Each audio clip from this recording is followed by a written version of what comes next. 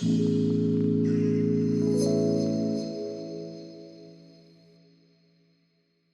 evening. I'm Leo Flor, and I have the privilege of being the director of King County's Department of Community and Human Services. On behalf of the department and the entire King County team, welcome to the annual King County Behavioral Health Legislative Forum. Thank you to everyone for joining us this evening. Thank you to our legislators, to Executive Constantine, to King County council members and other elected officials, managed care organizations, and our network partners and agencies, special guests and community members. And thank you most especially to our recovery speakers who are sharing their stories tonight, and to all of you here tonight who are walking the path of recovery. You are the reason for this event, and I'm so glad you're here. Tonight, we'll come together and show those living with behavioral health conditions that you are not alone. Mental health and substance use challenges are growing in King County and around the world for that matter, because of the ongoing stress and trauma of the pandemic, which has exacerbated existing disparities and makes our shared work to build a better behavioral health system increasingly urgent. Tonight, we'll hear about those challenges. But tonight is also about building solutions. And it's about hope. Yes, we have challenges to face. Primarily, we must invest more in and better support our essential behavioral healthcare workers. And we must enhance our crisis response system, which is itself at a breaking point. We will face these challenges together. And there's a truth that folks in recovery must know and know better than most, that things can and do get better if we take action. I'm looking forward to continuing this work together with legislators, local leaders, and the recovery community to use this time of crisis to build the stronger, more resilient behavioral health system that our community needs and deserves. While I wish that we could all be here in person for this celebration of our community's commitment to recovery and advocacy for more mental health and substance use disorder, I am looking forward to when we can finally meet again in person and host this event so that we can shake hands and say hello, not across screens. But we do have an exciting agenda for you here tonight. This evening, you'll hear from County Executive Dow Constantine, from Kelli Nomura, our Behavioral Health Division Director, who will share with you King County's behavioral health legislative priorities for 2022, from 4 individuals who will share their incredible journeys of recovery with us, from Michael Byun, the Executive Director at Asian Counseling and Referral Services, who will speak to the accomplishments as well as the challenges that our King County Integrated Care Network, or KCICN, are experiencing. And you'll hear comments and perspectives from our elected officials who are here with us tonight. Next, it's my pleasure to introduce King County Executive Dow Constantine, whose leadership continues to be instrumental as King County moves towards our goal of ensuring that pathways to recovery are available to everyone in our community. Thank you to each of you for being here tonight. Good evening. For more than 20 years, King County treatment providers, board members, consumers and family members, and our state legislators have gathered to listen and to learn from each other about the challenges, the needs, and the priorities for our regional behavioral health system. This has been an unprecedented 2 years for the world and for us here in King County. We continue to fight the COVID pandemic and to support those in our communities hit hardest by its impacts.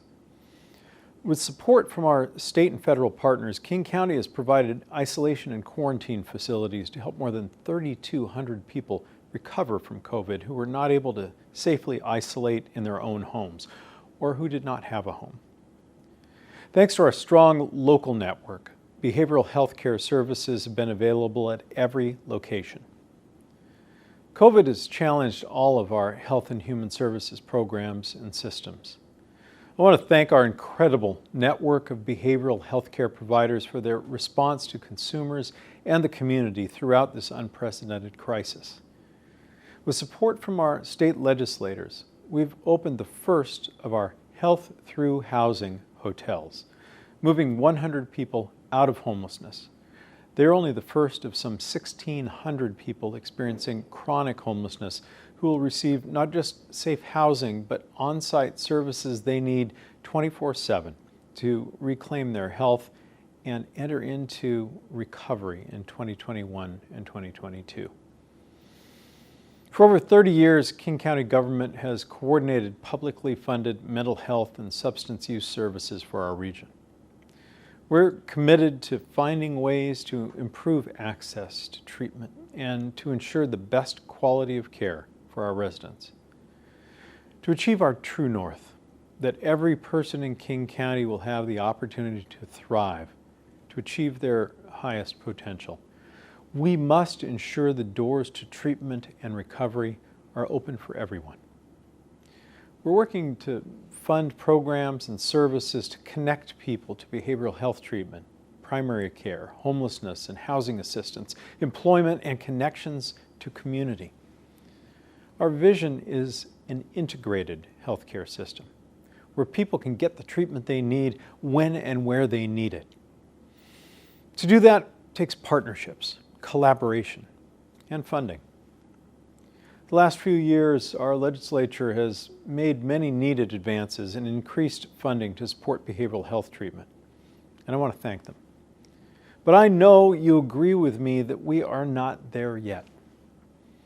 First, it is time to enhance our community-based response to people in behavioral health crisis. As we move to implement the new 988 crisis line, we must be ready to help those who call for help. We need mobile outreach to meet people where they are, including new partnerships with law enforcement. More next-day appointments so that when they reach out to us, we have the help available.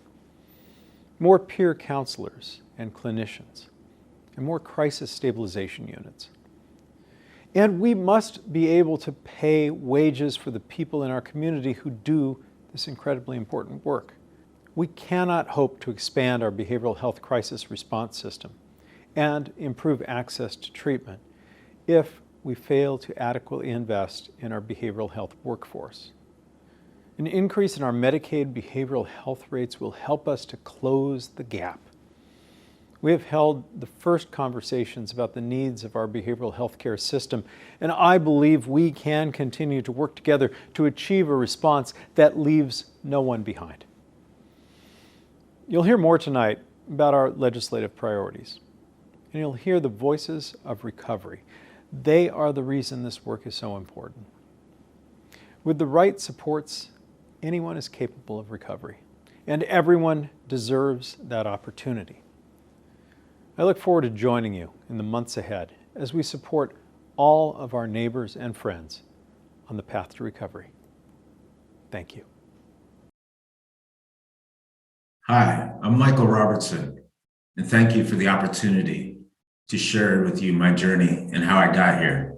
I'm a person in long-term recovery, and that means I haven't used drugs and alcohol in 6 years. I've lived through active addiction and stigma in the height of the war on drugs and came out the other side against steep odds. Growing up in the East Renton, Issaquah area, I used alcohol in my youth to fit in. It became a way for me to eliminate feeling different.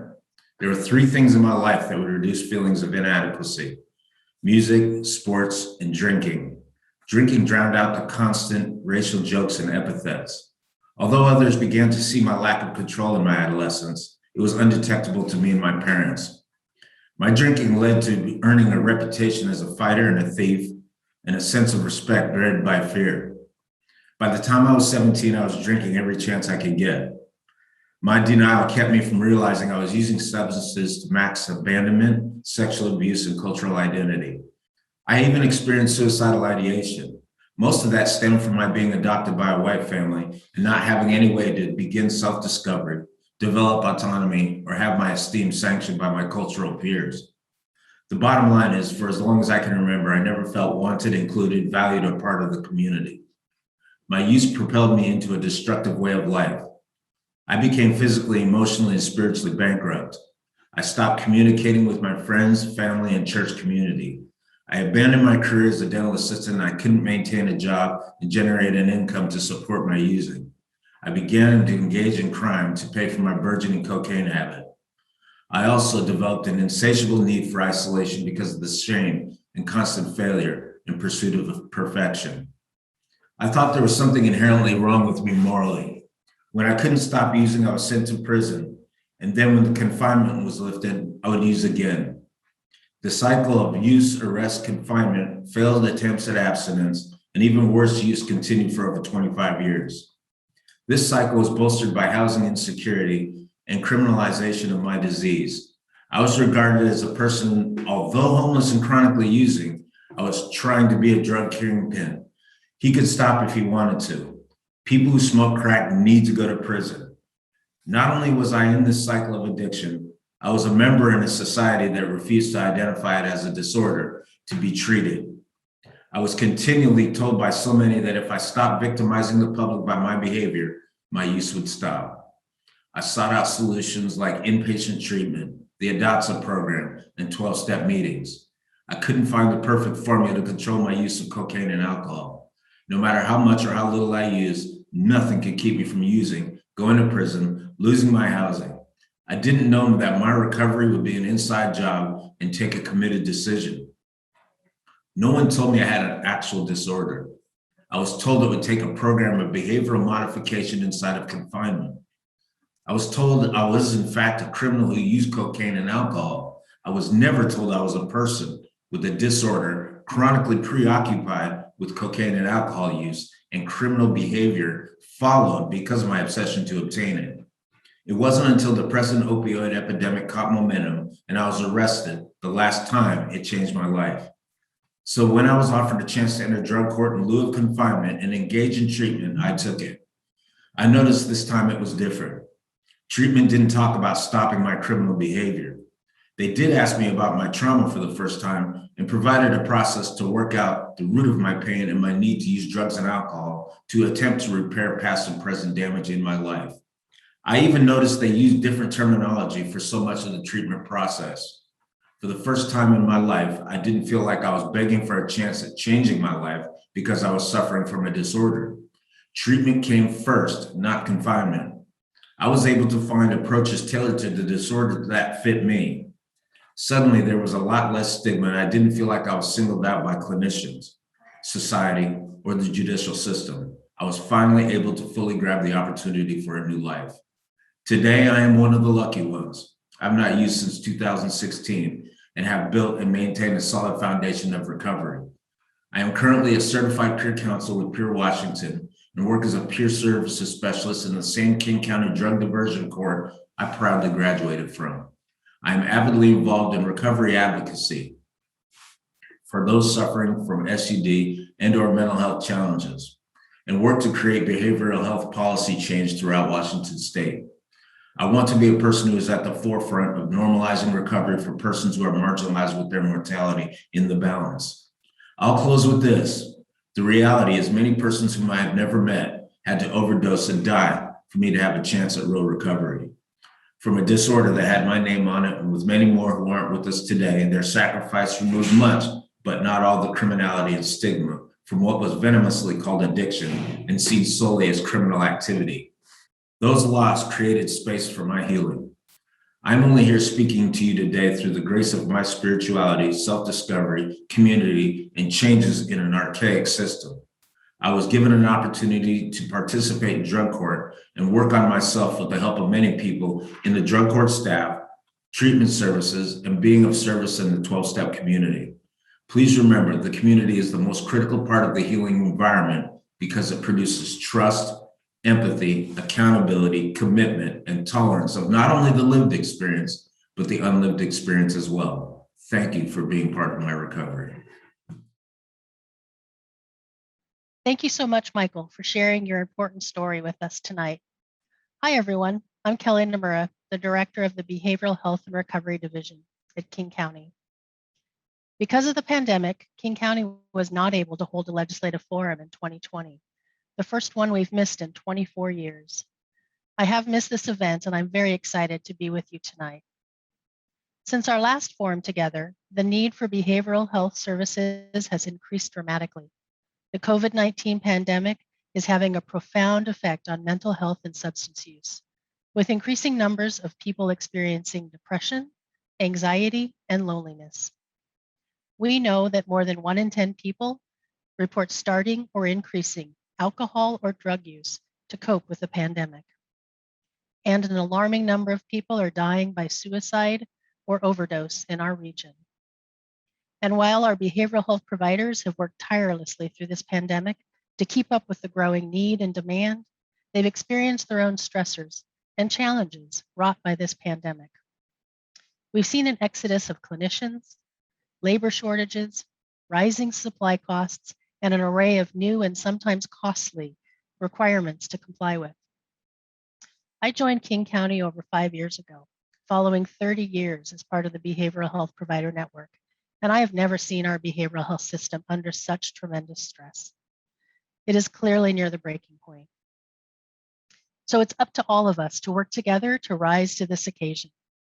I greatly appreciate the legislature's commitment to expanding behavioral health services over the last few years, and we must build on that progress to stabilize the current system and create the recovery-oriented whole person care that King County residents deserve and need.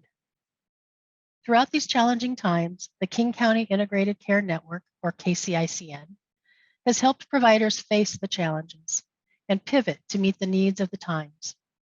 The collaborative approach of the KCICN is designed to drive quality outcomes for clients and remain flexible enough to respond to new challenges with modern approaches. As we look ahead, we can build on this strong foundation of small and large providers, provide culturally competent, person-centered care, address gaps in services, and build a nimble and community-based crisis response system that reaches every corner of our county. King County is pleased to contribute significantly to the behavioral health system through the Mid-Behavioral Health Tax Fund, thanks to a 0.1% sales tax approved by the King County Council. We use this local funding to strengthen our King County services and fill in funding gaps, otherwise not met by other funding sources. King County stands ready to partner with the legislator to meet today's needs through two primary strategies: securing the workforce and enhancing the crisis services our communities need. First, the state must develop and sustain our essential behavioral health workforce. We are in the midst of a critical workforce shortage. Simply put, workers are not paid well enough.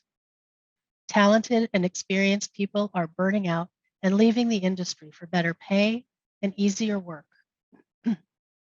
A minimum 7% increase in Medicaid behavioral health rates across all service types will help bring compensation closer in line with the value that our behavioral health workers provide and closer to the wages they need. We support improved recruitment and retention strategies for credentialed and non-credentialed behavioral health workers, including streamlining administrative requirements for the behavioral health workforce, such as those recommended by the Workforce Training and Education Board's Behavioral Health Group. Matching King County's $2.5 million investment in workforce retention and recruitment, and investing in our peers. There are over 1,000 peers currently on the peer certification training waitlist. We must open up enough trainings so they can enter the workforce. In King County, we are excited. The state is considering the certified community behavioral health clinic model that could help behavioral health providers receive enhanced payments and recognize their role as safety net providers. Second, the state must enhance the community-based response to people experiencing behavioral health crises. We need a response system that responds to crises in a way, place, and time people need, just like our community's other emergency response systems. We need transformative new investments and enhancements to secure many more peers, clinicians, and navigators embedded in the community, meeting people where they are, and providing mobile support countywide.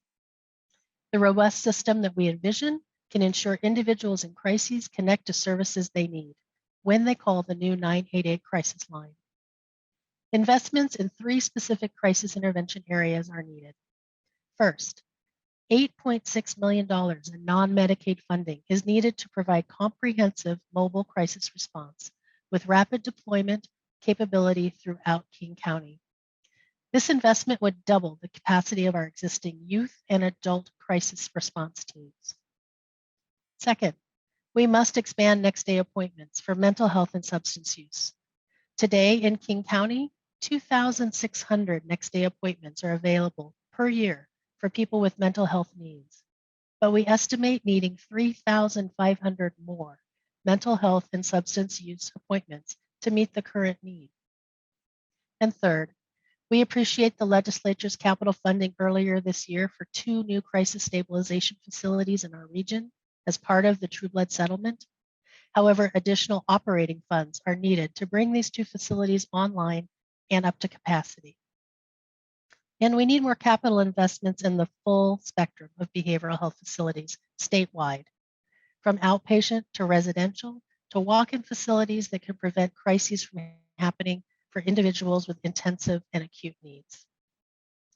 Now, I realize I just went over a long wish list, especially as we approach a short session and a supplemental budget year. Having talked with many legislators over the past few weeks, I know you recognize how desperately our community needs your support. I've never been more hopeful that we can achieve the county and state's shared vision for a workforce truly valued for the service they provide and a crisis continuum of services that meet all levels of need in our community. Thank you so much again for being here tonight. It is a wonderful reminder of why we all do this hard work. Everyone in our community is deserving and with the right supports, capable of recovery.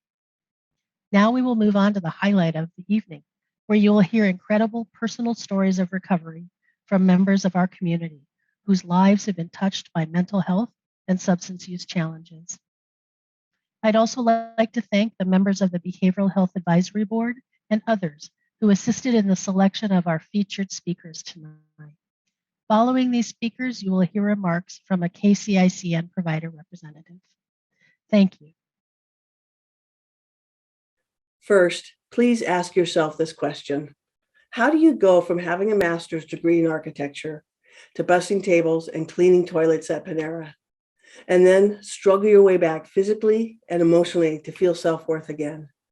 I have done this, and it's probably the greatest challenge and accomplishment of my life. Hello, my name is Kimberly, and I'm surviving 35 years of mental illness.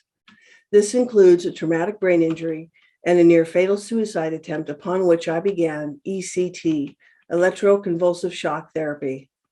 Although an effective form of treatment, I subsequently sustained permanent memory loss. Life as an intern architect ended in disability 15 years ago, when I could no longer practice my lifelong dream. This was devastating. And for several years following, I simply gave up on my future. ECT caused memory loss, which affected my education, work, and life experiences. In isolation, I became very depressed and distant from my family and friends. Shortly after my last psychiatric hospitalization in 2007, a friend told me about Bellevue Clubhouse, a program of Hero House Northwest. It is a nonprofit psychiatric rehabilitation program for adults 18 years and older that values hope, empowerment, relationships, and opportunity. I joined. It is peer-driven, where members and staff support the work order day needs, including cleaning and preparing meals. It is an organization in which people with lived experience support the clubhouse. At first, I was still struggling with accepting the fact that I was mentally ill, and showing this in the presence of others made me feel vulnerable. With time, I began to share with other members and staff I too was challenged. Before Clubhouse, I believed my life was without any goals and that I had lost any compassion for myself. My peers at Clubhouse provided me with a safe and accepting place. In 2015, with their support and with medication and psychotherapy, I was able to end electroconvulsive shock therapy. In time, I began to participate in the Clubhouse supported employment program. With the assistance of my employment specialist, I started working part-time at Panera. I began to regain confidence in myself that I had not seen for over a decade. I was engaging people outside my home in a working and social environment. With the help of Clubhouse, an opportunity became available to return to the architectural field part-time. Clubhouse helped me design an employment contract that required me to complete a computer graphics class to maintain employment. I never ever dreamed of re-entering the field again after so many years of seeing myself as a broken person. My employment specialist helped me with the process of securing a scholarship for my class at Bellevue College. However, I had great reservation enrolling, having profound memory deficits. Yet, I successfully completed the course and worked as an architectural assistant until the hours became unavailable. I stayed committed to my employment goals as Clubhouse has helped me regain employment at Panera. Even though my job was halted by COVID-19, I continue to look for work that matches my capacity and experience. I am enthusiastic and I know I can do this. As Clubhouse has taught me, it can be done. I continue to participate in Clubhouse socials, which includes trips to Healing Horses and to the Seattle Aquarium. While engaging with other members who have similar challenges, I feel comfortable and accepted. It is a place where I have regained self-confidence, education, and employment. Clubhouse has become part of my family, and I am a part of theirs. My capacities may be limited, but not unacknowledged. Since I joined Clubhouse, I have survived 14 years without psychiatric hospitalization and have written a book with my own art and prose. I never dreamed this was possible. Clubhouse continues to encourage me and others to reach for attainable goals and plan for long-term possibilities. As a member, you are a member at any Clubhouse for life. If you or someone you know has a mental health issue and are looking for hope, empowerment, relationships, and opportunities, I encourage you to advocate for clubhouses in your community. There's no cost to join, and they are open daily with after-hour socials. My hope is that we continue to fund and expand access to psychiatric rehabilitation programs like Cure House Northwest and its Clubhouse recovery programs, so more people like me will find hope, recovery, and achieve new life goals. Thank you. Hello, everyone. Thank you for joining the 2021 King County Behavioral Health Legislative Forum. The extended nature of this pandemic has deeply impacted individuals in our community who are confronting behavioral health and substance use challenges. The situation has also brought into clear view how important behavioral health is to our overall well-being and how quickly we'll recover from this pandemic. Across our community, we are seeing more people sharing openly their own personal stories to help destigmatize mental health, and providers rising to the occasion, striving to respond to people's needs. While persistence and resilience are being demonstrated by people each and every day, the pandemic has created conditions that have strained our community behavioral health system. We have seen unprecedented demand for behavioral health and substance use treatment services all across our community. With the dramatic rise in the cost of living, we also see a behavioral health system with limited resources to fully support our workforce in the way that our workforce deserves, making recruitment, retention major challenges. The murder of George Floyd, Breonna Taylor, and countless other Black people by law enforcement resulted in a racial reckoning. It's brought about long overdue work to address structures and systems that are racist, and at the same time, an urgent need for our policymakers to provide guidance and support when there is a behavioral health event requiring frontline people to intervene instead of law enforcement. As a system, we are doing our best to respond to these external forces around us. It also begs the question of how can we be better prepared and proactive for the future? What are the conditions and resources necessary to ensure that we have a robust behavioral health system? At ACRS, we cherish our bilingual, bicultural case managers, as well as other frontline staff who bring rich skills and background to serve our community. Finding people who possess these traits is extremely difficult. Due to the workforce shortage, one avenue we must take is to look abroad to attract international talent, which means additional legal and other employment hiring costs that could instead go towards direct care to the community. Regardless of what we as a system can do, Resources to attract more qualified behavioral health professionals to our community-based system through multiple strategies will be key to addressing the workforce shortage issue.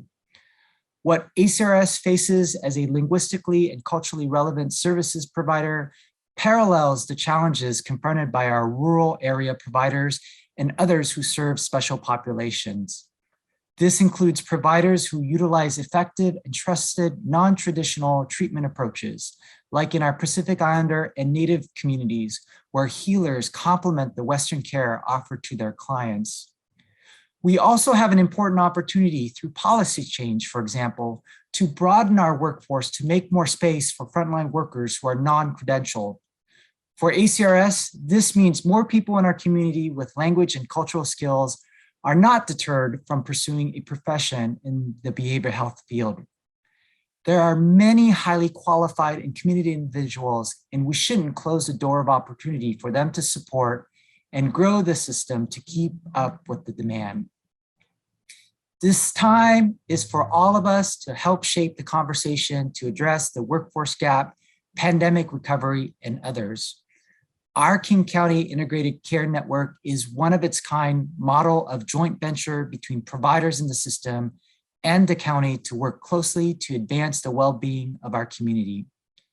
KCICN is an important means for us to impact health outcomes at the population level. Since its inception, the behavioral health system continues to learn, evolve, and improve to ensure that the residents of King County achieve optimal health. I and many others here in King County look forward to partnering with our state and legislative leaders to make real investments to stabilize and grow our behavioral health system. Thank you very much. Assalamu alaikum. My name is Ubah. I was born in Somalia and I lived in Kenya until I was 7, mostly in refugee camps near Nairobi. My father was killed by rebels during the civil war of Somalia. In 2013, my mother died from suicide. My uncle brought my sister and I to America in 1998. There were 6 of us living in one room, but that wasn't a bad thing because I felt safe and I wasn't hungry. I had good experiences with teachers at High Point Tutoring Center. I consider them beautiful souls with different pigmentation who saved me from gangs and suicide. But even they couldn't undo the trauma of growing up in a war zone. I started running away at 14. I got pregnant at 16, and I gave up custody of my son to his father's family because I couldn't raise him by myself. I started drinking and smoking pot and going to nightclubs when I was 18. Later, I would abuse many substances and become an addict. I was never introduced to healthy living, so I didn't know any better. I didn't see my life damaged, but stereotypes and words could break me. I didn't know such things as mental health or drug treatment existed. I woke up restrained and fighting at Fairfax Behavioral Health. But the staff there talked to me like I was human and decent. I got medicine that did more than just help. It silenced the voice in my head. For the first time, I was able to speak my own truth. Staff taught me I needed skills and medicine, but when I started learning those skills, I got discharged. They opened a window for me, but I was like a penguin that couldn't fly, not a bird. Then I was in and out of jail, where police and first responders put labels on me and treated me with disrespect. I lived in the homeless encampment known as the jungle, and I learned the humiliation of addiction.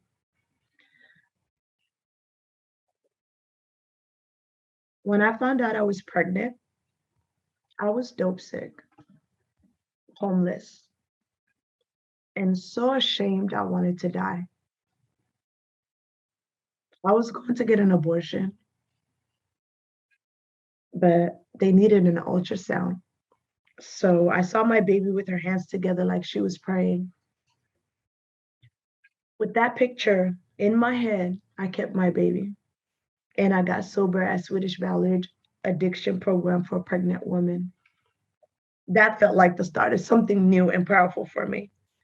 I learned healthy skills with other Somali women and found out I was not the only one struggling with mental illness and trauma. I got connected to every program I could find. Muslim Housing Services, WIC program, Well Springs, Westside Babies, Valley Cities Behavioral Health, AA, and NA. I was finally learning skills in a way that made sense to me. Then the pandemic hit. My support stopped. I remember getting down to 2 pills, and those were gone. I got agitated, hostile, and combative. I stayed clean, but I had a complete mental breakdown. I lost my housing and they took my baby for 3 weeks because I couldn't manage the voices in my head without medication. I stayed with my family until I could get back on meds, and slowly I pulled my life back together. During the pandemic, I feel like the system set us up to fail. If we couldn't afford smartphones and internet to get virtual services, we couldn't get the support we needed. An amazing lawyer came out of nowhere to help me with CPS, immigration, and benefits. But very few people had time for me during the pandemic. But I was determined. I did random drug testing. I got my housing and my baby back. I completed intensive outpatient and I got my 1-year sobriety coin. The Department of Children, Family, and Youth Services, who handled my CPS case, were so amazed by me, by what I did. They offered me a job working for them. I invited the woman who believed in me so much to hire me, and she's watching tonight. Now I have my housing, I have my baby girl, and both of my children are in my life. I feel healthy, I feel whole, and I feel worthy of respect. I have a great job that I love. Through all of this, I've learned to live by the principles of what you seek is seeking you. This is about listening to your intuition, pursuing your dreams, creating your ideal reality, and knowing that things that call you are calling you for a reason. They are part of your purposeful path in this lifetime. Thank you for listening to my story. And thank you for your continued support of services and programs that can make a difference between living and thriving or dying in shame on the street. Haben Winexin, good night. Hi, my name is Jared, and I'm here to share some of my story. This is a condensed version of my life story from when I was a juvenile all the way up until adulthood. So my life as a child started out troubled. I was physically and sexually abused by my father in my early childhood, causing me to have extreme anger and hatred for the world in general. I acted out this anger against anyone or anything, including my family. At the age of 12, I ended up in trouble with the law for an arson charge that caused damage to 2 houses. This trouble led up to being placed in numerous placements like group homes and juvenile facilities until the age of 15. My case got closed at 15 and I was free to run wild. Not much later, I was in a stolen car running from the police and had a fatal accident. The driver of the other car died. I almost died. I have 2 plates in my head and facial reconstruction. This accident sent me to prison for a 10-year stay. I joined a gang and thought I was somebody. I kept those ties tight even out of prison. I got out and still had this anger and hate inside. I lost all my family when I was incarcerated, I just had my brother and my sister behind me. It was hard to get out and not have gotten to see my mother or anyone else before they passed. I'm a mama's boy, but true to form, my sister and brother were there to welcome me home. I went right to work and tried to just jump into normal life, still doing drugs. I was out for 76 days. I got an assault with a deadly weapon charge. I went to prison with a 10-year sentence for the second time and got out about 6.5 to 7 years ago. I got out of prison not understanding the outside world yet. My drug problem started when I was 11 years old and progressed from just smoking marijuana and drinking to shooting meth and heroin. I went on using drugs and finally wound up overdosing on heroin in a bathroom. They were able to revive me and I quit doing heroin. My overdose wasn't enough to keep me out of trouble. Without heroin, I still shot meth and cocaine. I was going to die badly. During this time, my mental health wasn't being addressed and was spiraling out of control. I was supposed to be on meds I didn't have or just didn't take. My meth use was out of control. Due to my drug use and life circumstance, I was habitually homeless. I got in trouble numerous times and felt trapped at home. So I left the drug dealing and stealing there once and for all. I started my trek across the US of A all the time off my meds and doing drugs, and decided to go to Seattle. I lived on the streets here also. So the streets of Seattle, I shot meth and got into trouble under life circumstances. I made it to the point I was admitted to Western State Hospital after numerous trips to other mental health facilities. I was hearing voices and thoughts everyone was against me. I spent 7 or 8 months in Western State. When I got out of Western State and was accepted into the PAC program through Navos, I moved into apartments with a roommate and wound up in the dope again. I almost died twice. Once from a blood infection and shutting down my kidneys on dialysis. I was able to be hospitalized with frostbite that took part of my fingers. I tried 9 times to get clean through rehab. Now I finally won the fight. And NA and the PAC team have kept me clean for 9 months. I'm finally on the right track. The PAC program has helped me to no end. This group of people are extraordinary. They came and saw me in the hospital. They have counseled me and never gave up on me. I severely need this team to continue to support and help me hit 1 year clean. I'm at 9 months because of God, NA, and the PAC team. My mental health is at a manageable point, and I was able to work with the PAC team members and counselors. That's my story. Thank you for listening. Have a good day.